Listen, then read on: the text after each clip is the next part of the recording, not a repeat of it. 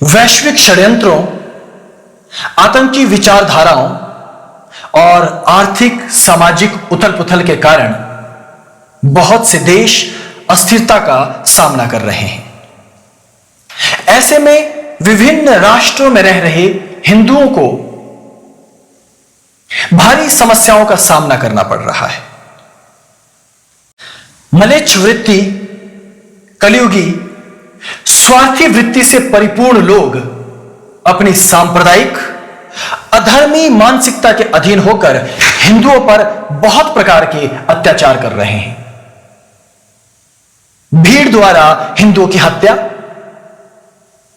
हिंदू होने के कारण अपमान, हिंदू मातृशक्ति का शोषण, हिंदू बालकों की निर्मम हत्या और हिंदू मंदिरों व परंपराओं पर आघात किए जा रहे हैं। राज्य सत्ताओं के द्वारा हिंदुओं की रक्षा के प्रयास पर्याप्त नहीं है। हमने पाकिस्तान में हिंदुओं की दुर्दशा देखी और बांग्लादेश में देख रहे हैं। भारत में ही कश्मीर में हुई घटना कैसे भूल सकते हैं। संपूर्ण हिंदू सभ्यता ही असुरक्षित अनुभव कर रही है।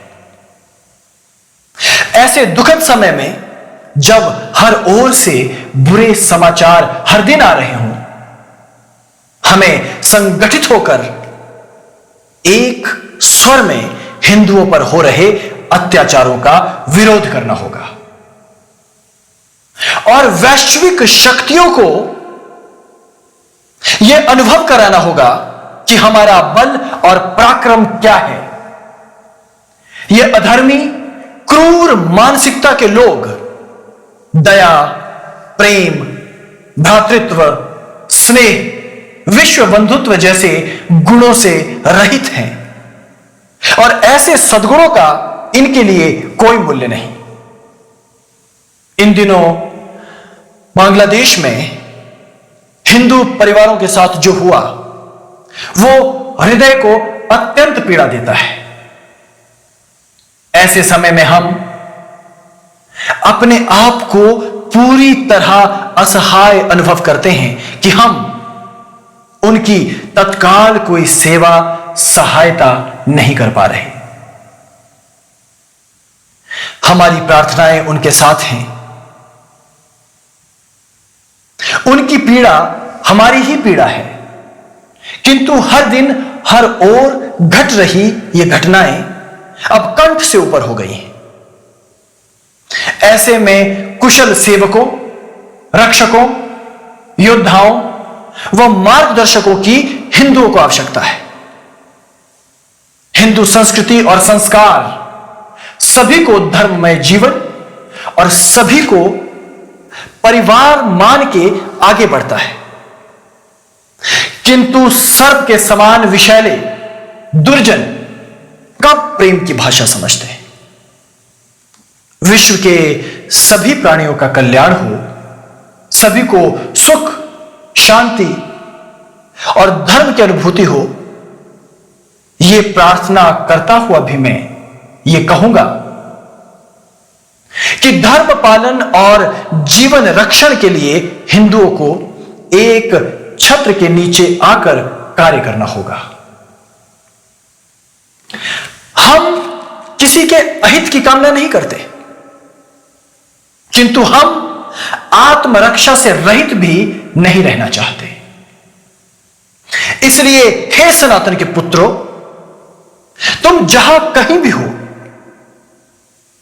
पृथ्वी के किसी भी कोने पर डरो नहीं, प्रार्थना करो। आत्मरक्षा हेतु एकजुट हो जाओ। आत्मरक्षा के लिए शस्त्र धारण करना पड़े तो करो, किंतु अपने परिवारों को तड़पता, मरता, कटता हुआ मत देखो।